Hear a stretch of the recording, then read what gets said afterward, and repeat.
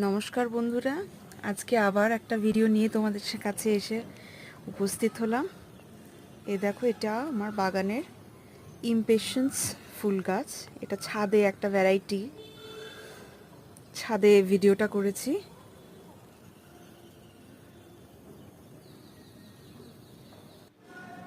এটা আমার নিচে বারান্দায়, ঠিক বারান্দা না, ফ্ল্যাটের ঠিক বাইরে এই একটা ভ্যারাইটি। এই কুড়ি থেকে ফুলটা ফুটছে। আর এখানে আরেকটা ভ্যারাইটি আছে, এখানেও কুড়ি এসছে প্রচুর। মাটি কিন্তু শুকনো রাখা যাবে না, এটা আরেকটা ভ্যারাইটি ইমপেশেন্সের।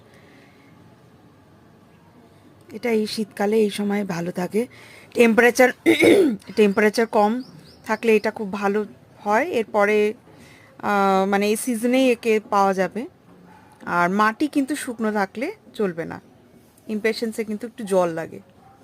এই দেখো, ফুলটা ফুটেছে আর অজস্র কুড়ি এসছে।